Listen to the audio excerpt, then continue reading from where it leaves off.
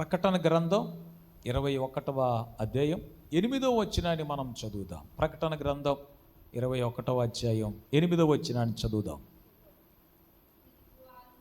పిరికివారు, అవిశ్వాసులు, అసహ్యులు, నరహంతకులు, వ్యభిచారులు, మాంత్రికులు, విగ్రహారాధికులు, అబద్ధికులు అందరూ అగ్ని గంధకములతో మండే గుండములో పాలు పొందుతారు. ఇదే రెండవ మరణం. మనుషులు ఈ భూమి మీద బ్రతికిన తర్వాత కొంతకాలానికి ప్రతి ఒక్కరూ మరణిస్తారు. అందుకే ఎవరో రచయిత చెప్పిన మాట ఏంటనంటే, పుట్టుట గిట్టుట కొరకే అని చెప్పారు. అంటే పుట్టేది చనిపోవడం కోసమే అని.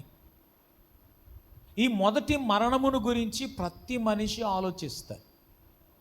దేవుని బిడ్డలైన మనకు దొరికిన భాగ్యం ఏంటనంటే, మరణం ఒక్కటే కాదు, ఇంకొక మరణం ఉంది. అది పాతాళము, నరకము, అగ్ని గంధకములతో మండే గుండమని అర్థం చేసుకోగలగడానికి ఆ వాక్యమును దేవుడు మనకు తేట తెల్లముగా తెలియచేస్తూ ఉన్నాడు. స్తోత్రం, హల్లెలూయా. ఈ రెండో మరణాన్ని తప్పించుకోవటానికి అనేకమైన సంగతులు వాక్యము ద్వారా మనకు నేర్పిస్తూ ఉన్నాడు.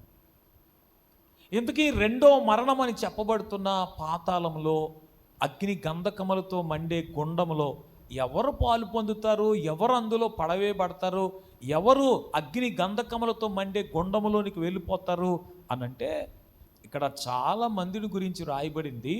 ఈ రాత్రి ఒక్కరిని గురించి మాత్రం మీకు జ్ఞాపకం చేస్తాను. స్తోత్రం.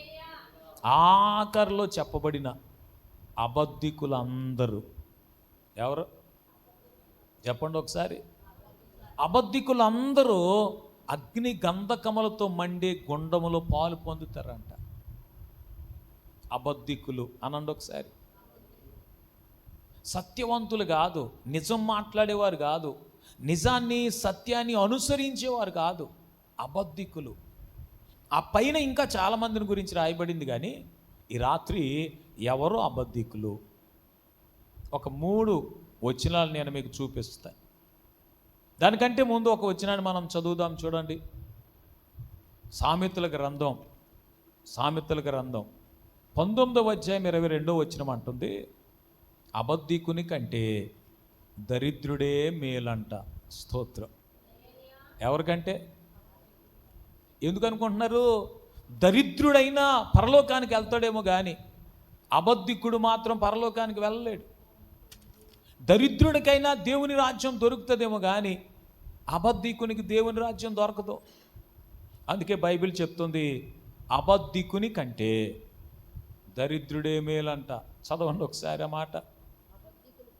అబద్ధికుని కంటే దరిద్రుడే మేలు. దరిద్రులకైనా పరలోక రాజ్యం దొరుకుతుంది, కానీ ఎవరికి దొరకదు అని అంటే అబద్ధికులకి పరలోక రాజ్యం దొరకదంట. చూడండి, వాక్యం ఎంత వివరంగా చెప్తుందంటే, అబద్ధికుడి కంటే దరిద్రుడే మేలంట. కారణం, అబద్ధికులందరూ ఎక్కడికి వెళ్ళిపోతారు? అగ్ని గంధకములతో మండే గుండములోనికి వెళ్ళిపోతారు. అక్కడ పాలు పొందుతారు. అక్కడే వారి జీవితం గడపాల్సి వస్తుంది. నిత్యత్వం అక్కడే గడపాల్సి వస్తుంది. 2 ప్రాంతాలు, 2 స్థలాలు ఎల్లప్పుడూ ఉంటాయండి. ఒకటి నరకం, దానికి అంతం అనేది ఉండదు. స్తోత్రం. ఏముండదు? దానికి అంతం ఉండదు. ఇక నిత్యము ఉంటుంది. అందులో ఒకసారి పడ్డారా ఇంక అందులోంచి బయటికి వచ్చే ఛాన్సే ఉండదు. నిత్యము అందులోనే ఉండాలిక. పరలోక రాజ్యం. స్తోత్రం. అది కూడా నిత్యం ఉంటుంది. దాని గురించి బైబిల్ చెప్తుంది, నిత్య రాజ్యం అని చెప్తుంది. స్తోత్రం. పరలోక రాజ్యములో ప్రవేశించే భాగ్యమే కనుక మనకు దొరికితే అక్కడ నిత్యము ఉంటాం. హల్లెలూయా చెప్పాలి మంచిగా. నిత్యము ఉండే స్థలాలు 2ను. ఒకటి నరకం. ఎవరైనా నరకములోనికి ఒకసారి వెళ్ళరా ఇంక అందులో నుంచి తప్పించేవాడు ఉండడు, తప్పించుకునే వారు కూడా ఉండరు. స్తోత్రం. తప్పించే నాదుడు ఉండడు, తప్పించుకోగలిగిన వారు కూడా ఉండరు. పరలోక రాజ్యములో ప్రవేశించే భాగ్యము నీకు దొరికిందా? అందులో నుంచి నేను బయటికి లాగగలిగిన వారు ఉండరు. పరలోక రాజ్యమును ఆనందించకుండా, అనుభవించకుండా నీకు అడ్డు వచ్చేవారు కూడా ఉండరు. స్తోత్రం చెప్పండి. హల్లెలూయా. వినండి, రాత్రి అబద్ధికులందరూ అగ్ని గంధకములతో మండే గుండములో పాలు పొందుతారంట. అందుకే బైబిల్ అంటుంది, అబద్ధికుని కంటే దరిద్రుడే మేలు. స్తోత్రం చెప్పాలి మంచిగా. అందుకు మనం కోరుకోవాలి ఏమనంటే, దరిద్రులుగా ఉన్నా పర్వాలేదు కానీ అబద్ధికులుగా ఉండకూడదు. ఏంటది? దరిద్రునిగా ఉన్నా పర్వాలేదు కానీ అబద్ధికునిగా ఉండకూడదు. ఎందుకనంటే అబద్ధికులు ఎవ్వరికి పరలోక రాజ్య భాగ్యము దొరకదు. దరిద్రులకైనా దొరుకుతుందేమో. బైబిల్లో స్పష్టంగా మనం చూస్తాం. యేసుప్రభు చెప్పిన సంగతుల్లో దరిద్రుడైన లాజరు అబ్రహాము రొమ్మును ఆనుకొని అబ్బా ఏం ఆనందిస్తున్నాడండి. స్తోత్రం చెప్పాలి మంచిగా. కొన్నిసార్లు మనకు అనిపిస్తుంది దరిద్రులకి ఈ భూమి మీద సుఖమేముంటుందని. ఈ భూమి మీద సుఖం ఉండకపోవచ్చు. భూమి మీద బ్రతుకైపోయిన తర్వాత వారి జీవితం ఎంత హాయిగా ఉంటుందో, ఎంత సుఖంగా ఉంటుందో. ధనవంతులకు ఒకవేళ ఈ భూమి మీద సుఖం ఉండొచ్చు, కానీ నిత్యము ఉండాల్సిన నిత్య రాజ్యములో ప్రవేశం మాత్రం వారికి దొరకదు. వారి జీవితం ఇక ఎక్కడ గడపాల్సి వస్తుంది నిత్యము అని అంటే నరకములోనే గడపవలసి వస్తుంది. అందుకే బైబిల్ అంటుంది, అబద్ధికుని కంటే దరిద్రుడే మేలు. స్తోత్రం చెప్పాలి ఒకసారి మంచి. 4వ కీర్తన 2వ వచనంలో ఇలాగ అడుగుతున్నాడు, నరులారా ఎంత కాలము నా గౌరవమును అవమానముగా. ప్రభు అడుగుతున్నాడు, నరులారా ఎంత కాలము నా గౌరవాన్ని అవమానముగా మారుస్తారు? ఎంతకాలము మీరు అబద్ధమును నమ్ముతారు? ఎంతకాలము మీరు అబద్ధాన్ని వెంబడిస్తారు? చదువుతారా మాట ఒకసారి. 4వ కీర్తన 2వ వచనం, నరులారా ఎంతకాలము నా గౌరవమును అవమానముగా మారుస్తారు? ఎంతకాలం వ్యర్థమైన దానిని మీరు వ్యర్థమైన దానిని ఎంతకాలము ప్రేమిస్తారు? అబద్ధములను ఎంతకాలము వెతుకుతారు? అబద్ధికులందరూ మండుచున్న అగ్నిగుండంలో పాలు పొందుతారని తెలిసిన వారు ఎవరు అబద్ధాన్ని ఇంక వెతకరు. స్తోత్రం చెప్పండి. వాళ్ళు అబద్ధికులుగా బ్రతకలేరు. అబద్ధానికి వారికి సంబంధం ఉండకూడదనే ఎల్లప్పుడు కోరుకుంటారు. స్తోత్రం చెప్పాలి ఒకసారి మంచి. అబద్ధికులు మండుచున్న అగ్నిగుండంలోకి వెళ్ళిపోతారని తెలుసుకున్న వారు ఎవరు కూడా అబద్ధాన్ని వెతకరు, అబద్ధాన్ని ప్రేమించరు, అబద్ధికులుగా బ్రతకలేరు. స్తోత్రం. వారు ఒకటి నమ్ముతారు, అబద్ధికుడుగా ఉండకుండా కంటే నేను దరిద్రుడిగా ఉన్నా పర్వాలేదు, నాకు పరలోక రాజ్యం దొరుకుతుందని నమ్ముతారు వాళ్ళు. గట్టిగా స్తోత్రం చెప్పాలి మంచిగా. ఈ రాత్రి దేవుని బిడ్డ, నువ్వు అబద్ధికుడిగా అబద్ధికురాలుగా ఉండడం కంటే దరిద్రుడిగా దరిద్రురాలుగా ఉన్న పర్వాలే. స్తోత్రం. పరలోక రాజ్యాన్ని పోగొట్టుకొని అబద్ధికులుగా బ్రతకడం కంటే పరలోక రాజ్యాన్ని సంపాదించుకునే దరిద్రులుగా ఉన్నా పర్వాలేదు. స్తోత్రం చెప్తారా మంచిగా. కొంతమంది పిల్లలు వారు అమ్మ నాన్న అంటారు, మీరు మాకు ఏం సంపాదించారు? అటువంటి పిల్లలతో నేను చెప్పాలనుకుంటున్న మాట ఏంటనంటే, మీ అమ్మ నాన్న మీకు ఏం సంపాదించకపోయినా పర్వాలేదు, వారు మీకోసం ప్రార్థన చేసే తల్లిదండ్రులుగా ఉంటే నువ్వు సంతోషించాలి. స్తోత్రం. నీకోసం రక్షణ మార్గాన్ని చూపించే తల్లిదండ్రులైతే నువ్వు సంతోషించాలి. ఓ తల్లిదండ్రులు తమ పిల్లలకు కోట్లు గడించి పెట్టినా వారికి రక్షణ మార్గాన్ని చూపించలేని వారిగా ఉంటే వారికంటే దరిద్రులే బెటరు. స్తోత్రం చెప్పట్లేదు మీరు. అందుకనే పిల్లలైన వారికి నేను చెప్పే మాట ఏంటనంటే, మీ తల్లిదండ్రులు మీకేమి సంపాదించలేకపోయినా మిమ్మల్ని దేవుని బిడ్డలుగా పెంచిన వారైతే, దేవుని మార్గాన్ని చూపించిన వారైతే, మీకు రక్షణ మార్గాన్ని నేర్పించిన వారైతే మీ తల్లిదండ్రులను బట్టి మీరు సంతోషించాలి, స్తోత్రం చెప్పాలి. హల్లెలూయా, హల్లెలూయా. ప్రభు అడుగుతున్నాడు, నరులారా ఎంతకాలం అబద్ధాన్ని మీరు వెతుకుతారు? ఎందుకు అలా అడుగుతున్నాడు ఆయన అని అంటే, అబద్ధికులందరూ మండుచున్న అగ్ని గంధకములతో మండే ఆ గుండంలోకి వెళ్ళిపోతారంట. ఈ మాటలు వింటున్న సహోదరుడు సహోదరి, నువ్వు ఆ అగ్ని గుండములోనికి వెళ్ళకూడదని, వెళ్ళటం నా ప్రభువుకు కొంచెం కూడా ఇష్టం లేదని ఈ మాటలు నేను మీకు తెలియచేస్తూ ఉన్నాను. స్తోత్రం. 3 సందర్భాల్లో ఎవరు అబద్ధికులో 3 వచనాలు నేను మీకు చూపిస్తాను. మొదటిది మనము యోహాను రాసిన మొదటి పత్రిక 2వ అధ్యాయం. యోహాను రాసిన మొదటి పత్రిక 2వ అధ్యాయం 4వ వచనాన్ని చదువుదాం. యోహాను రాసిన మొదటి పత్రిక 2వ అధ్యాయం 4వ వచనాన్ని చదువుదాం.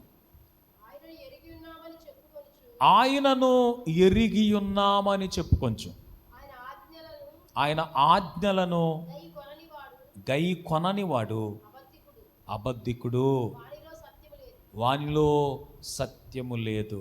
ఈ మాటలు వినండి. ఎవరు అబద్ధికులు? ఎంతకీ నరకానికి వెళ్ళిపోయేది ఎవరు? స్తోత్రం. ఎవరు అబద్ధికులు? ఎంతకీ నరకానికి అబద్ధికులందరూ అగ్ని గంధకములతో మండే గుండములో పాలు పొందుతారని వాక్యం చెప్తుంది కదా. ఎవరి అబద్ధికులు? ఎంతకు ఎవరు అబద్ధికులు?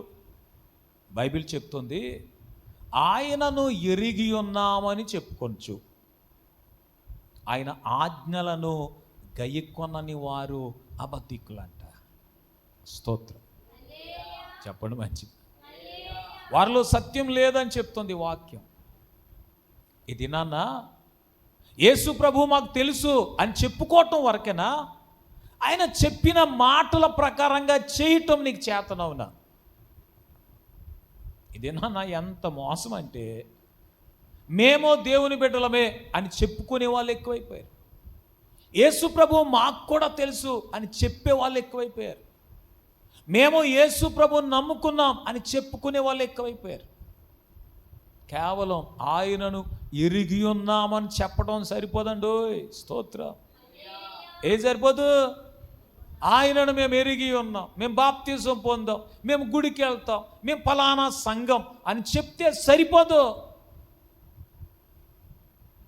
వాక్యం చెప్తుంది, ఆయన ఆజ్ఞలను కూడా నువ్వు గైకొనాలి. స్తోత్రం చెప్పాలి. మంచిగా వినాలి, జాగ్రత్తగా. ఆయనను ఎరిగి ఉన్నామని చెప్తూ ఆయన ఆజ్ఞలు గైకొనకపోతే వారు అబద్ధికులేనంట. ఊరకనే యేసు ప్రభు ఏ అన్యాయమో, ఏ పుణ్యమో, ఏ పాపము ఎరుగని వాళ్ళని తీసుకుని వెళ్ళి నరకంలో వేసాడండి. వాళ్ళని అబద్ధికులని చెప్పడం. స్తోత్రం. ఎవరి అబద్ధికులు? ఆయనను ఎరిగి ఉన్నామని చెప్పుకొని తిరుగుతారంట. స్తోత్రం చెప్పట్లేదు మీరు మంచిగా. ఏమని చెప్పు తిరుగుతారు? యేసు ప్రభు మాకు తెలుసు అంటారంట. కానీ ఆయన ఏం చెప్పాడో అది చేయరంట. ఆయన చెప్పింది మాత్రం చేయరంట. ఆయన ఆజ్ఞలను అనుసరించరు, ఆయన ఆజ్ఞల ప్రకారంగా జీవించరు, ఆయన ఆజ్ఞలను గైకోరు. వారిలో సత్యము లేదు అని వాక్యం చెప్తుంది. దేవుని బిడ్డ జాగ్రత్త సుమండి. ఆయనను ఎరిగి ఉన్నామని చెప్పుకునే నీవు నేను ఆయన ఆజ్ఞల ప్రకారముగా బ్రతకవలసిన వారమై ఉన్నాం. స్తోత్రం. ఆయన ఆజ్ఞలే, ఆయన వాక్యమే సత్యం. ఆయన వాక్యాన్ని అనుసరించాలి మనం. ఆయన వాక్య ప్రకారంగా బ్రతకాలి మనం. అప్పుడు మనం సత్యవంతులుగా ఉంటాం. స్తోత్రం. లేదని అంటే బైబిల్ చెప్తుంది, నీలాంటి అబద్ధికుని కంటే, నీలాంటి అబద్ధికురాలి కంటే లోకంలో చాలామంది దరిద్రులు ఉంటారు. కొంతమందిని తిడుతుంటారు కదా, డబ్బు లేనందుకు కాదు. స్తోత్రం. ఎందుకు కాదు? దరిద్రుడని తిడుతుంటారు కొంతమందిని, డబ్బులు లేనందుక. జ్ఞానం లేనందుకు కూడా దరిద్రుడని తిడతారు. అలాంటి నీకంటే ఎలాంటి నీకంటే వాక్యం తెలుసు, యేసు ప్రభు తెలుసు అని చెప్పుకొని అలా బ్రతకలేని నీకంటే లోకంలో యేసు ప్రభు తెలియని దరిద్రులే మేలు. స్తోత్రం. వాళ్ళకి యేసు ప్రభు గురించి తెలీదు, యేసు ప్రభువుని గురించిన జ్ఞానం వారికి లేదు, ఆయన వాక్య ప్రకారంగా బ్రతకటానికి ఎవరు వారికి నేర్పించలేదు. నీకంటే ఆ దరిద్రులే మేలు. స్తోత్రం. చెప్తారా మంచిగా? హల్లెలూయా. రెండోది, ఇంకెవరు అబద్ధికులు అని అంటే యోహాను రాసిన మొదటి పత్రిక 4వ అధ్యాయం 20వ వచనాన్ని చదువుదాం. యోహాను రాసిన మొదటి పత్రిక 4వ అధ్యాయము 20వ వచనాన్ని చదువుతున్నాం. ఎవడైనను నేను దేవుణ్ణి ప్రేమిస్తున్నానని చెప్పి తన సహోదరుణ్ణి ద్వేషిస్తే అతడు అబద్ధికుడవుతాడు. తాను చూచిన తన సహోదరుణ్ణి ప్రేమించలేనివాడు తాను చూడని దేవుణ్ణి ఎలా ప్రేమిస్తాడు? ఎవరి అబద్ధికులు? స్తోత్రం. ఊరకనే నరకంలోకి వెళ్ళిపోరంట. వీళ్ళు చాలా ప్రత్యేకమైన అబద్ధికులు. హల్లెలూయా. ఏ విషయంలో? చాలా ప్రత్యేకత ఉంది, స్పెషల్. ఈ అబద్ధికులు కూడా మామూలు అబద్ధికులు కాదు వీళ్ళు. రూపాయి కోసం, రూపాయి కోసం అబద్ధాలు ఆడిన వాళ్ళు కాదు వీళ్ళు. స్తోత్రం చెప్పండి, చెప్పండి మంచిగా. దేనికోసం? కొన్నిసార్లు లోకంలో మనం చూస్తే ఓ చిల్లర కొట్టుకి పిల్లల్ని పంపించారు అనుకోండి, మీరు చిల్లర కొట్టుకి పిల్లల్ని పంపించారు అనుకోండి, మీరు 10 రూపాయలు ఇచ్చి పంపిస్తారు. వాళ్ళు కొన్న వస్తువేమో 6 రూపాయలే, అటు తిరిగి 4 రూపాయలు ఇవ్వడం, ఆ కొట్టోడు 4 రూపాయలు ఇవ్వడం. ఈ పిల్లల్నేమో ఎక్కడ పడేసావురా అని వాళ్ళ అమ్మని ఎత్తి మీద టపీమని కొట్టేస్తుంది. మీకు జరగలేదు ఎప్పుడన్నా అలాగా? చితకు కొట్టేస్తుంది వాళ్ళ అమ్మ. ఆ కొట్టు దగ్గరికి ఆ కొట్టోడు ఇవ్వలేదని ఏడుతాడు, వీడు బావురమని ఏడుతాడు. కొట్టు దగ్గరికి తీసుకెళ్తే ఆ కొట్టు అతను అంటాడు, నేను ఇచ్చేసాను అంటాడు. ఎంత అబద్ధం కదా! ఇలాగున మనం చదువుతున్న వాక్యంలో అలా 4 రూపాయల కోసమో 2 రూపాయల కోసం అబద్ధాలు ఆడిన వాళ్ళు కాదు వీళ్ళు. మరీ అంత చీప్ అబద్ధికులు కాదు వీళ్ళు. స్తోత్రం. హల్లెలూయా. ఏం కాదు, మరీ అంత చీప్ కాదు వీళ్ళు. చాలా కాస్ట్లీ అబద్ధికులు. వీళ్ళు చెప్పే మాటలు ఎంత కాస్ట్లీగా ఉంటాయంటే, నేను దేవుణ్ణి ప్రేమిస్తున్నానని చెప్తారంట. స్తోత్రం. ఎంత కాస్ట్లీ మాట అనుకుంటున్నారు అది? ఎంత ఖరీదైన మాట అనుకుంటున్నారు? మాటలు ఏంటంటే దేవుణ్ణి ప్రేమించటం. నేను దేవుణ్ణి ప్రేమించుచున్నానని చెప్పి ఈ కాస్ట్లీ భక్తులు తన తోటి సహోదరుణ్ణి ద్వేషిస్తారంట. తన తోటి సహోదరుణ్ణి ద్వేషిస్తారట అండి. వాళ్ళు అబద్ధికులని బైబిల్ చెప్తుంది. ఇలాంటి అబద్ధికులు ఎక్కడికి వెళ్ళిపోతారనంటే, అగ్ని గంధకములతో మండుచున్న గుండంలోనికి వెళ్ళిపోతారంట. జాగ్రత్త సుమా. ఒకవేళ మనము నేను దేవుని ప్రేమిస్తున్నానని చెప్పి మన తోటి విశ్వాసిని, తోటి సహోదరుణ్ణి, తోటి సహోదరిని ప్రేమించలేకపోతే, దైవజనులు హ్యారీ గోమ్స్ గారు ఈ మధ్యకాలంలోనే ప్రభు సన్నిధికి వెళ్ళారు. ఆయన ఎప్పుడు చెప్తుండేవారు ఏమనంటే, ఎవ్వరి మీద నాకు ద్వేషం ఉండదని చెప్పేవారు. స్తోత్రం. ఏముండదు? ఎవ్వరి మీద ద్వేషం ఉండదు నాకు. ఆయన నిజంగానే ఎవరిని ద్వేషించేవాడు కాదని. ఈ రోజుల్లో భార్య భర్తను ప్రేమించలేకపోతున్నారు, భర్త భార్యను ప్రేమించలేకపోతున్నారు. ఒకరి మీద ఒకరు చెప్పుకుంటానే ఉంటారండి. వాళ్ళకున్న ద్వేషం అంతా ఎవరొకరి దగ్గర చెప్తానే ఉంటారు. మా ఆయన ఇలాంటివాడు అని ఈవిడ చెప్తుంది, మా ఆవిడ అలాంటివాడు అని ఆయన చెప్తారు. అన్నదమ్ములకి ఒకరి మీద ఒకరు ప్రేమ ఉండట్లేదండి. సంఘములో ఒకరి మీద ఒకరికి ప్రేమ ఉండట్లేదండి. ఒకరంటే ఒకరికి పడట్లేదు. ద్వేషం. జాగ్రత్త, జాగ్రత్త. ఇలాగున దేవుణ్ణి ప్రేమిస్తున్నానని మనం చెప్పి మన సహోదరులను ప్రేమించలేకపోతే మన అబద్ధికులు అంట. స్తోత్రం. చెప్పండి మంచిగా. హల్లెలూయా. కాదు, మన ఎవరు? ఎవ్వరూ పేరెట్టన అవసరం లేదు, మనమే బోర్డు తగిలించుకుని తిరగాలి. ఏమనంటే, నేను ఊరకనే దేవుణ్ణి ప్రేమిస్తున్నాను, నిన్నే ప్రేమింతును. ఇంకా మనకు మ్యూజిక్ కోటి తక్కువ. స్తోత్రం. ప్రేమించేదా యేసురాజా, మనకంటే అద్భుతంగా ఇంకెవరు పాడలేరు. నిన్నే ప్రేమించేదా, మళ్ళీ ఇంకేంటి, ప్రేమించేదన్. అది మళ్ళీ మామూలుగా కాదంట, దేవుణ్ణి ఎంత ఎక్కువగానో ప్రేమిస్తారంట. కానీ రెండో మాట ఏంటనంటే, అదే రీతిగా నేను ఎంత ఎక్కువ ప్రేమిస్తానో ప్రభువా, నా తోటి విశ్వాసులు ఉన్నారు చూసావా, వాళ్ళని అంత ఎక్కువ ద్వేషిస్తాను ఆయన. ఏం చేస్తాను, అంత ఎక్కువ ద్వేషిస్తాను. వాళ్ళంటే కొంచెం కూడా ఇష్టం ఉండదు. అప్పుడు నీవెవరు, అబద్ధికుడివి, అబద్ధికురాలివి. బైబిల్ అలాగే చెప్తోంది. నేను దేవుణ్ణి ప్రేమిస్తున్నానని చెప్పి తన సహోదరుణ్ణి ద్వేషించేవాడు అబద్ధికుడు. వాళ్ళెవరంట, అబద్ధికులు. జాగ్రత్త. మనకు దేవుణ్ణి ప్రేమించడం ఒక్కటి తెలిస్తే సరిపోదు. దేవుణ్ణి ఎలా అయితే ప్రేమిస్తున్నామో అలాగే మన తోటి వారిని ప్రేమించడం కూడా మనకు చేతనవ్వాలి. స్తోత్రం. పరలోక రాజ్యం ఊరకనే రాదు. స్తోత్రం చెప్పండి. యేసు ప్రభు కూడా ఏదో చిన్న చిన్న కారణాన్ని తీసుకెళ్ళి అగ్నిగుణంలో పడేయడు.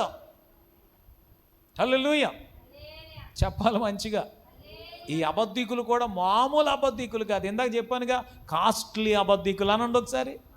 చాలా ఖరీదైన అబద్ధికులు.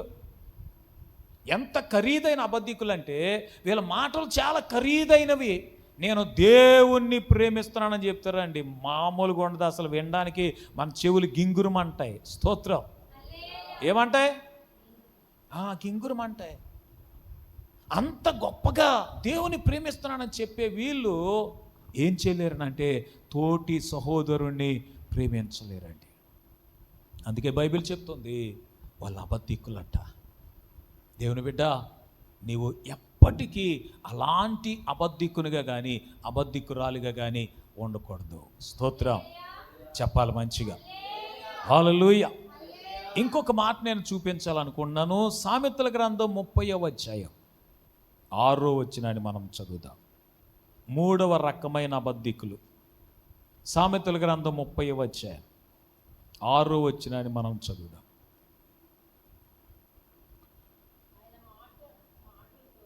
ఆయన మాటలతో ఏది చేర్చొద్దు, ఆయన నిన్ను గద్దిస్తాడేమో, అప్పుడు నీవు అబద్ధికుడు అవుతావు. వినండి ఈ మాటలు. ఆయన మాటలతో ఏది నువ్వు చేర్చకూడదు. అలాగో ఎలా చేరిస్తే ఆయన నేను గద్దిస్తాడేమో, నీవు అబద్ధికుడు అవుతావు. ఈ దినాన్న వాక్యాన్ని కలిపి చెరిపే వాళ్ళు ఎక్కువైపోయారండి. వాక్యముతో అసలు సంబంధం లేని సంగతుల్ని వాక్యములో చేర్చేస్తున్నారు. వాక్యముతో సంబంధం లేని సంగతుల్ని వాక్యంలో చేర్చేస్తున్నారు. బైబిల్ ఖచ్చితంగా చెప్తుంది, ఆయన మాటలతో ఏది చేర్చకూడదంట. స్తోత్రం. ఏం చేయకూడదు, ఏం చేర్చకూడదు. మీకు ఒక చిన్న ఉదాహరణ చెప్పనా. పెళ్ళిలో మంగళసూత్రం కట్టిస్తారు కదా పాస్టర్ గారు. ఏం కట్టిస్తారు, ఏమని కట్టిస్తారు? మీరు చూడలేదా ఏ పెళ్ళి? పాస్టర్ గారు మళ్ళీ ప్రార్థన చేస్తాడు దానికి. స్తోత్రం. ఎవరు? పాస్టర్ గారే ప్రార్థన చేస్తాడండి. పసుపు తాడికి ప్రార్థన చేస్తాడు, మంగళసూత్రానికి ప్రార్థన చేస్తాడు. మళ్ళీ వాక్యాన్ని తీసుకొచ్చి చెప్తాడండో. ఈ ప్రసంగిలో ఉందా మాట, 3 పేటల తాడు తెగిపోదో అనే మాట పట్టుకొచ్చి ఈ తాడుకు లింకెట్టి, ఏ తాడుకి? ఇప్పుడు 3 పేటల తాడు అది ఒకటేనా? ఇంక ఏ తాడు 3 పేటలు ఉండవా? తాళ్ళన్నీ 3 పేటల తాళ్ళే. స్తోత్రం చెప్పండి ఒకసారి. అది తాడు యొక్క గట్టితనం కోసం చెప్పబడిన మాట అది.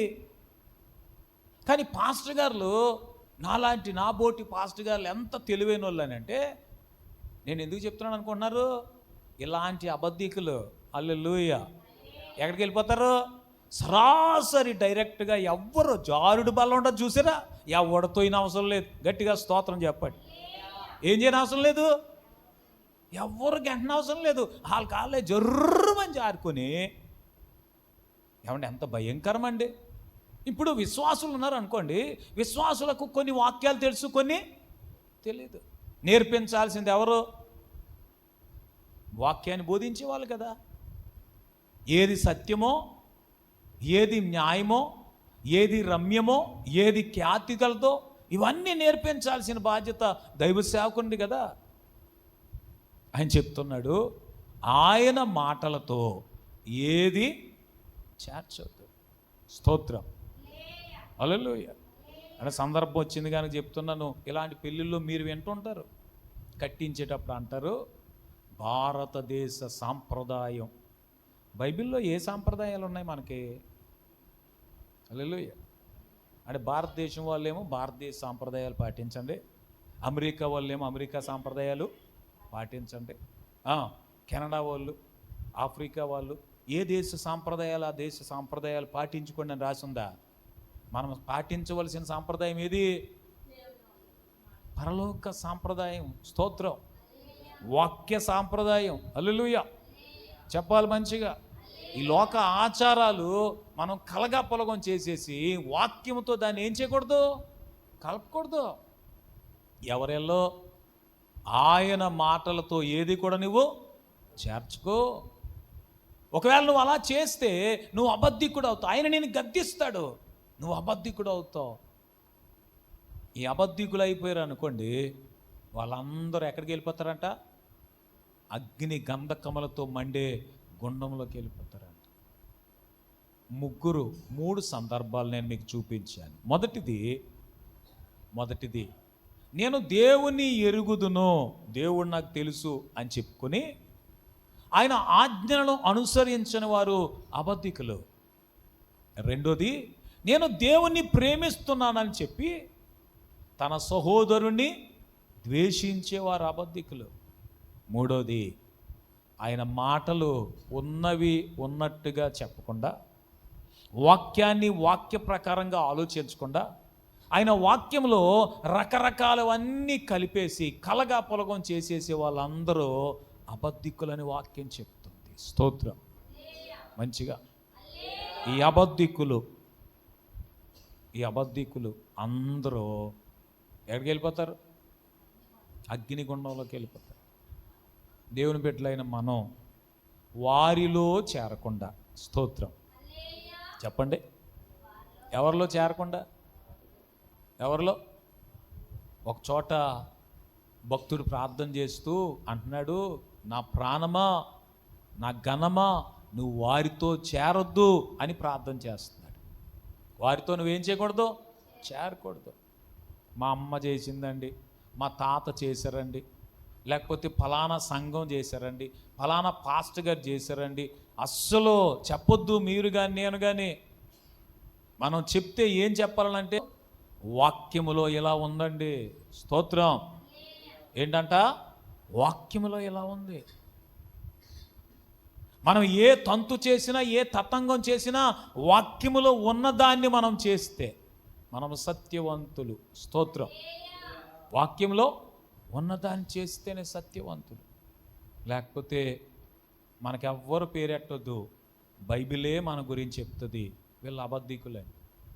స్తోత్రం, వీళ్ళెవరు? అబద్ధికులు.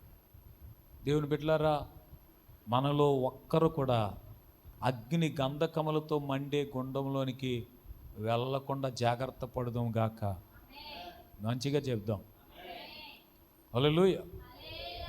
ఎందుకు వారు అబద్ధికులుగా మారిపోతారని అంటే, అబద్ధం ఎవరికి సంబంధించింది అని అంటే దేవునికి సంబంధించింది అయితే కాదు. ఎవరిది అబద్ధం? బైబిల్ చెప్తాం, చదువుదాం చూడండి. యోహాను సువార్త 8వ అధ్యాయం 44వ వచనం చదువుదాం. యోహాను సువార్త 8వ అధ్యాయం 44వ వచనం చదువుదాం.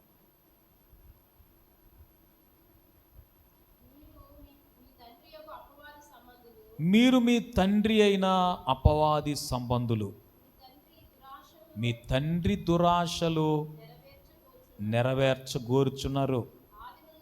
ఆది నుండి వాడు నరహంతకుడై ఉండి సత్యమందు నిలిచినవాడు కాదు, వాని యందు సత్యమేమీ లేదు. వాడు అబద్ధమాడేటప్పుడు తన స్వభావమును అనుసరించే మాట్లాడతాడు. వాడు అబద్ధికుడు, అబద్ధమునకు జనకుడు. ఈ మాటలు వినండి. వారు అబద్ధికులుగా మారిపోవడానికి కారణం ఏంటనంటే బైబిల్ చెప్తుంది, మీరు మీ తండ్రి అయిన అపవాది సంబంధులు. మీ తండ్రికి ఉండే దురాశలే మీరు నెరవేర్చాలనుకుంటున్నారు. ఎందుకు వాళ్ళు మేము దేవుని తెలుసు మాకు అని చెప్తూ దేవుని యొక్క ఆజ్ఞలను అనుసరించలేకపోవడానికి కారణం ఏంటనంటే వారి తండ్రి అపవాదికి ఉండే దురాశలన్నీ వారు చేయాలనుకుంటారంట. అపవాదికి ఉండే దురాశలన్నీ నెరవేర్చాలనుకుంటారంట. వాడికి వాక్య ప్రకారం ప్రవర్తించడం ఒక్క విషయంలోనైనా చేతనవుతుంది అంటారా? వాడి వల్ల అవుతుందా? అందుకే చాలామంది అపవాదికి ఉండే దురాశల ప్రకారంగా బ్రతకాలనుకుని అసలు సత్యములోనే నిలబడరంట. అబద్ధాన్ని వెతుకుతారు. స్తోత్రం. దేని వెతుకుతారు? అబద్ధాన్ని వెతుకుతారు. ప్రభు అడుగుతున్నాడు కదా, ఎంతకాలం మీరు అబద్ధమును వెతుకుతారు?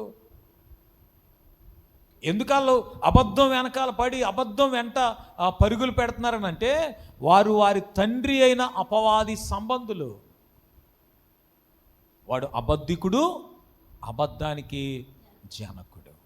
అబద్ధానికి తండ్రి వాడే. దేవుని ఆజ్ఞలు అనుసరించకుండా అబద్ధికులు అవుతారు కదా, వారికి తండ్రి మన ప్రభువు కాదు. స్తోత్రం. ఎవరు వాళ్ళ తండ్రి? వాళ్ళు చెప్పేది ఒకటే, చేసేది ఒకటే. స్తోత్రం. చెప్పేదేంటి? మాకు దేవుడు తెలుసు. హల్లెలూయా. మేము దేవుని ఎరుగుదుము. హల్లెలూయా. మేము దేవుని బిడ్డలం. మరి చేసి అన్నీ ఎవరి? సాతాను గాడి. ఎందుకు వీళ్ళు అబద్ధంలో బ్రతుకుతున్నారనంటే వారు దేవుని సంబంధులు కాదండి. దేవుని సంబంధులు అయితే దేవుని ఎరిగి ఉన్నామని చెప్పడం ఒకటే కాదు, దేవుడు మనకిచ్చిన ఆజ్ఞల ప్రకారంగా కూడా వారు బ్రతకగలుగుతారు. స్తోత్రం. ఆయన ఆజ్ఞలు అనుసరించి నడుస్తారు. ఏది చేయమన్నాడో అదే చేస్తారు, ఏది చెయ్యొద్దు అన్నాడో అది చేయరు. ఇంకా ఆయన ఎలా బ్రతకమన్నాడో అలాగే బ్రతుకుతారు, ఎలా బ్రతకొద్దు అన్నాడో అలా బ్రతకరు. ఇంకా స్తోత్రం. చెప్తారా మంచిగా? వాళ్ళు కేవలము నేను దేవుణ్ణి ప్రేమిస్తున్నానని చెప్పడమే కాదు, వారితో పాటు దేవుని బిడ్డలను కూడా ప్రేమిస్తారు వాళ్ళు. స్తోత్రం. ఎవరిని ప్రేమిస్తారు? దేవుణ్ణి ఒక్కడనే ప్రేమిస్తామా? కాదు. కొంతమంది దేవుని మీద ఎంత ప్రేమ ఉంటుందంటే దేవుణ్ణి ఒక్కడనే ప్రేమిస్తారు వాళ్ళు. స్తోత్రం. హల్లెలూయా. దేవుని బిడ్డలను ప్రేమించరు. హల్లెలూయా. దేవుని బిడ్డల్లో ఎవరుంటారు? సంఘం ఉంటుంది, కుటుంబం ఉంటుంది. స్తోత్రం. ఎవరుంటారు? అందరూ ఉంటారండి. కుటుంబాన్ని ప్రేమించాలి. స్తోత్రం. చెప్పాలి మంచిగా. ఇప్పుడు మనం దేవుని బిడ్డలమని చెప్పుకుంటే సరిపోదు, దేవుని ప్రేమిస్తున్నానని చెప్తే సరిపోదు, నీ కుటుంబాన్ని ప్రేమించగలగాలి. దేవుని మీద ఎంత ప్రేమ ఉందో నీ కుటుంబం మీద కూడా అంతే ప్రేమ ఉండాలి. స్తోత్రం. ఎవరి మీద? కుటుంబం మీద కూడా అంతే ప్రేమ ఉండాలి. కుటుంబం మీద ఎంత ప్రేమ ఉంటుందో సంఘం మీద కూడా అంతే ప్రేమ ఉండాలి. స్తోత్రం. ఎవరి మీద ఉండాలి? సంఘం మీద ఉండాలండి. ఇప్పుడు నేను ఇందాక ప్రార్థన చేయమని చెప్తున్నప్పుడు భారంతో ప్రార్థన చేయండి అన్నాను కదా.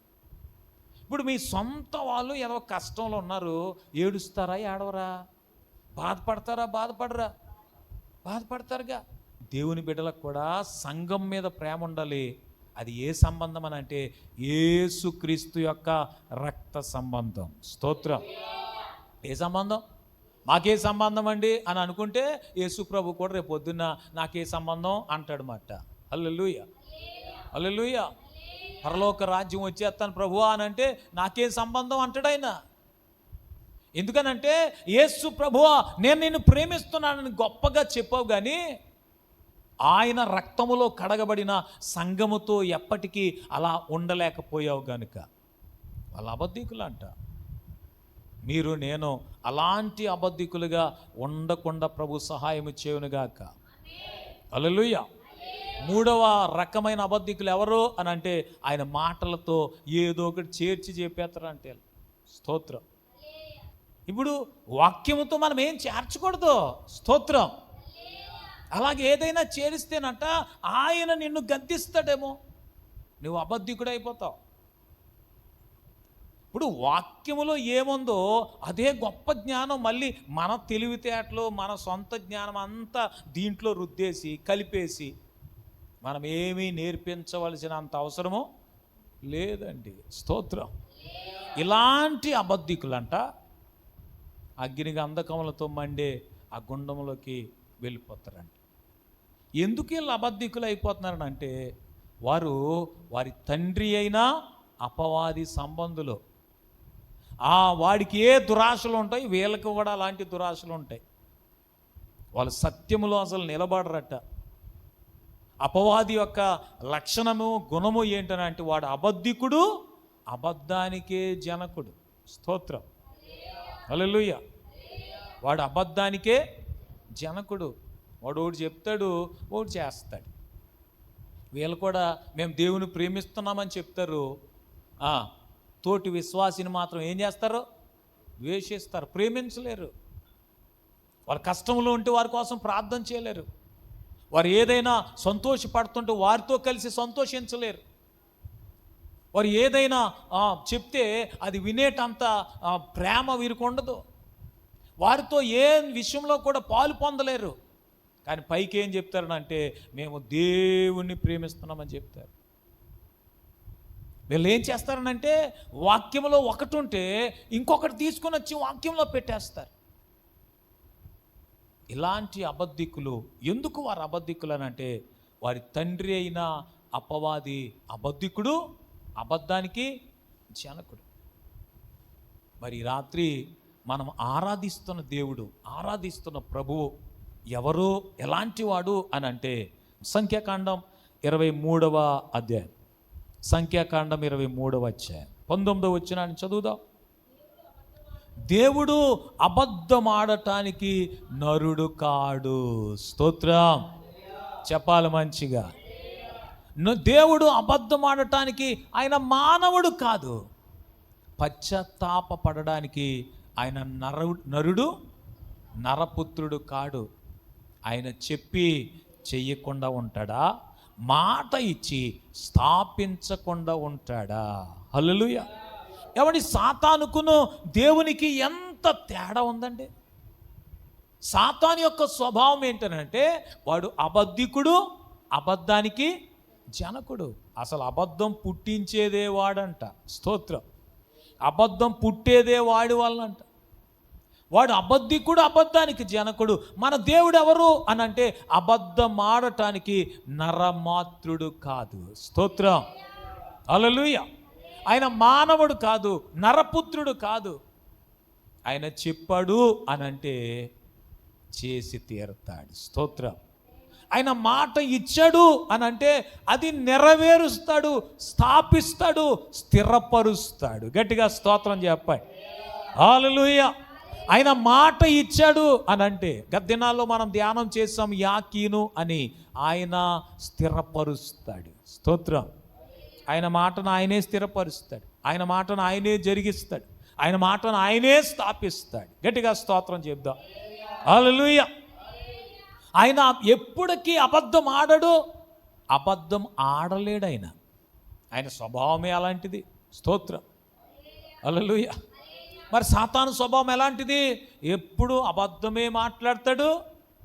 వాడు అబద్ధాలను పుట్టించటమే వాడి పని. అపవాది సంబంధులు లేక అపవాది యొక్క పిల్లలు ఎక్కడికి వెళ్ళిపోతారు? అగ్ని గంధకములతో మండే గుండంలోకి వెళ్ళిపోతారు. మరి దేవుని పిల్లలు, దేవుని సంబంధులు, దేవుడు వారికి గ్యారంటీగా వారి కోసం ఏమి ఇస్తాడు, ఏమి చేస్తాడని అంటే పరలోక రాజ్య భాగ్యాన్ని దేవుడు వారికి ఇస్తాడు. స్తోత్రం. మంచి యోబు గ్రంథం 34వ అధ్యాయం 10వ వచనాన్ని మనం చదువుతుంటే, యోబు గ్రంథం 34వ అధ్యాయం 10వ వచనాన్ని మనం చదువుతుంటే, దేవుడు అన్యాయము చేయటం అసంభవం. విజ్ఞానము గల మనుషులారా, నా మాట ఆలకించండి. దేవుడు అన్యాయము చేయుట అసంభవం, సర్వశక్తుడు దుష్కార్యము చేయుట అసంభవం. స్తోత్రం చెప్పాలి మంచిగా. దేవుడు న్యాయము తప్పి ఏమీ చేయడు. చిన్న అబద్ధమే కదండి, మమ్మల్ని ఎందుకు నరకంలో వేసేస్తారని అడిగారు అనుకోండి, దేవుడు చిన్న అబద్ధానికి ఏమి నరకంలో వేసేయడు. స్తోత్రం మంచిగా చెప్పాలి, చేతులెత్తి చెప్పాలి. దేనికి? నాకు దేవుడు తెలుసు అని చెప్పి ఆయన చెప్పినట్టుగా చేయకపోవడం చిన్న అబద్ధం కాదు. స్తోత్రం. అందరూ ఏమనుకుంటారు? బాబోయ్ వీళ్ళకి దేవుడు తెలుసు, హల్లెలూయా, నేను దేవుని ఎరుగుదును అని అంటే ఏమనుకుంటారు? బాబోయ్ వీళ్ళకి దేవుడు చూసినట్టున్నారు దేవుడిని వీళ్ళు. అమ్మో మాట్లాడితే దేవుడు అంటారు, మాట్లాడితే దేవుడు తెలుసు అంటారు, మాట్లాడితే దేవుని వాక్యం మాకు తెలుసు అంటారు, మాట్లాడితే దేవుడు దేవుడు అంటారు అని వారిని ఎంతమంది నమ్ముతారండి? అది చిన్న అబద్ధం కాదు, అది స్తోత్రం, మామూలు సంగతి కాదు. తీరా చూస్తే దేవుడు చెప్పింది ఏదైనా చేస్తారో వీళ్ళంటే ఒక్కడు కూడా చేయరు. వీళ్ళు చేసే పనుల్లో కానీ, వారు మాట్లాడే మాటల్లో కానీ, వారి బ్రతుకులో కానీ దేవుడు కనబడతాడనంటే కనబడ్డు. అందుకే నేను దేవుని ఎరుగుదునని చెప్పి ఆయన ఆజ్ఞలను గైకొనని అనుసరించని వారు అబద్ధికులు. అలాంటి అబద్ధికుల్ని ఆయన పిలక పట్టుకొని తీసుకెళ్ళి ఎక్కడెత్తాడంట? ఆయన ఏం అవసరం లేదు, వాళ్ళే జర్రమని జారుకుంటూ వెళ్ళిపోతారు అక్కడికి. స్తోత్రం చెప్పాలి మంచిగా. వాళ్ళ కోసం ఒక జారుడు బల్ల రెడీగా ఉంది. ఆ జారుడు బల్ల మీద ఉన్నారు వాళ్ళు. స్తోత్రం. ఎక్కడ ఉన్నారు వాళ్ళు? జారుడు బల్ల మీద ఉన్నారు. రెండో రకం ఎవరు? నేను దేవుణ్ణి ప్రేమిస్తున్నానని చెప్తారంటే వాళ్ళు మామూలుగా ఉండవు మాటలు. స్తోత్రం హల్లెలూయా. వీళ్ళ మాటలు చూస్తే కోటలు దాటిపోతాయి. వాళ్ళకంటే మనం ఎవరం కూడా దేవుణ్ణి ప్రేమించలేనట్టు, అసలు దేవుడే మనకు తెలియనట్టుగా ఉంటాయి వారి మాటలు. ఏంటంటే ఇక వాళ్ళు పాడుతున్నారు అనుకోండి, ప్రేమించేదా యేసు రాజా అంటే, బాబోయ్ మనకంటే వాళ్ళు ఎంత ఎక్కువ ప్రేమించేస్తున్నారు దేవుణ్ణి. ఏమనిపిస్తుంది? తీరా చూస్తే వీళ్ళు దేవుని ఒక్కరినే ప్రేమిస్తారు, ఇంకెవరిని ప్రేమించరు. వాళ్ళ ఫ్యామిలీ మెంబర్స్ ఉంటారా, ఆడవాళ్ళు అనుకోండి, సహోదరులు తల్లులు అనుకోండి, భర్తను ప్రేమించరు, పిల్లల్ని ప్రేమించరు. ఆ భర్త ఇంటికి వస్తే కూడెట్టరు వీళ్ళు. స్తోత్రం చెప్పట్లేదు మంచిగా. వడ్డించుకుని తినే అంటారు. మరి ఏం చేస్తావు అమ్మ నువ్వు? టీవీ ముందు కూర్చుని అలాగా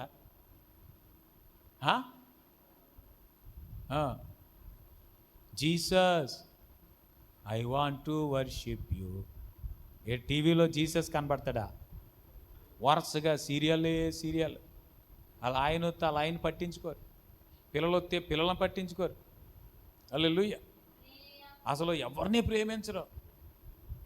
కోడలు అనుకో అత్తమామలను ప్రేమించరు, కూతురు అనుకో అమ్మ నాన్న ప్రేమించరు, కొడుకు అనుకో అమ్మ నాన్న ప్రేమించరు. వీళ్ళందరూ ఎవరంట? మీకు ఆ ప్రాబ్లం లేనట్టుందే. స్తోత్రం హల్లెలూయా.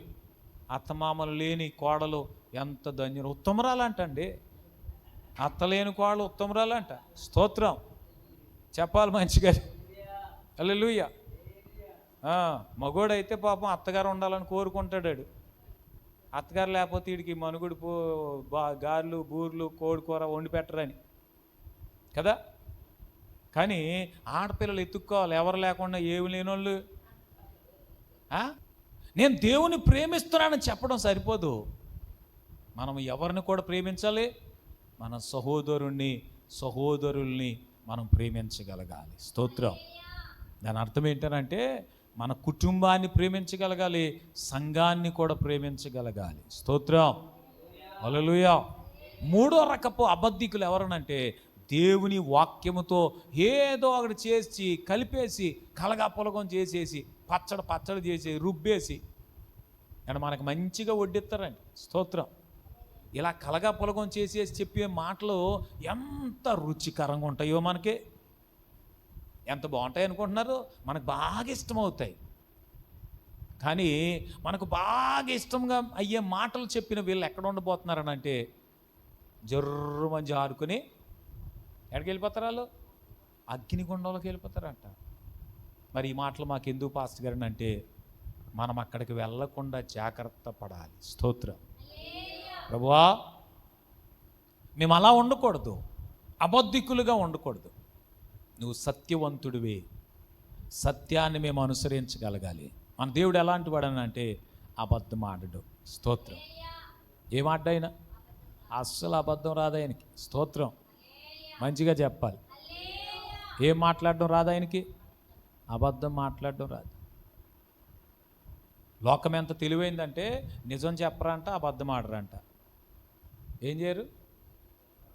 నిజం చెప్పరంట, అబద్ధం ఆడరంట, అలాగని నిజం కూడా చెప్పరంట. మరి వీళ్ళు చెప్పేదాని అర్థం ఏంటి నాకు తెలియదు. పోనీ నిజమా అదంటే కాదంట, పోనీ అబద్ధమా అంటే అబద్ధం కూడా కాదంట. ఎంత ప్రమాదం అండి అది. స్తోత్రం కదా. కానీ మన దేవుడు ఎలాంటి వాడు అంటే ఆయన చెప్తే ఆ మాటను ఆయనే స్థాపిస్తాడంట. స్తోత్రం. ఆయన చెప్పి చేయకుండా ఉంటాడా? మాట ఇచ్చి స్థాపించకుండా ఉంటాడా? ఆయన ఏం మాట్లాడుతున్నాడో అదే జరిగిస్తాడు. స్తోత్రం. హల్లెలూయా. అబద్ధికుల్లాగా నేను దేవుని ప్రేమిస్తున్నానని చెప్పి సహోదరుల్ని ద్వేషించే గుణం దేవునిలో లేదు. నేను దేవుని ఎరుగుదును అని చెప్పి ఆయన మాటల ప్రకారంగా చెయ్యని, ఆజ్ఞలను అనుసరించని గుణం దేవునిది కాదు. అంతేకాకుండా ఆ ఉన్న మాట లేనట్టు, లేని మాట ఉన్నట్టు కలగాపలగం చేసేసే స్వభావం దేవునిది. ఆ స్వభావం ఎవరిదంటే సాతానుగాడిది. ఓడి చెప్తాడు, చేసేది ఇంకోటి చేస్తాడు. కనుక దేవుని బిడ్డలైన మనం దేవుని యొక్క స్వభావం కలిగిన వారిగా మనం మారిపోదుంగాక. దేవుని యొక్క గుణాలు, లక్షణాలే మనలో నింపుకొందుముగాక. ఆయన వలె. ఆయన అన్యాయము చేయటం అనేది అసంభవం అని చెప్తున్నారు. స్తోత్రం. అసలు దుష్కార్యం అనేది చేయడంట ఆయన. న్యాయము తప్పి అసలు ప్రవర్తించాడు. స్తోత్రం. చెప్పాలి మంచిగా. ఆయన ఏం ప్రవర్తించడు? న్యాయం తప్ప అస్సలు ప్రవర్తించడంట. ఆయన ఏం మాట్లాడుతున్నాడు అదే చేస్తాడు. స్తోత్రం. ఆయన ఏం చెప్తున్నాడో ఆ మాటనే స్థిరపరుస్తాడు. మన బ్రతుకులో కూడా ప్రభువా నీలాంటి స్వభావం, నీలాంటి గుణం మాకు ఇచ్చి మా బ్రతుకు అయిపోయిన తర్వాత పరలోక రాజ్యములో నీతో పాటు సంతోషించి నిన్ను స్తుతించే భాగ్యం మాకు కావాలని ఆశతో ఒక్క మాట అడుగుదామా?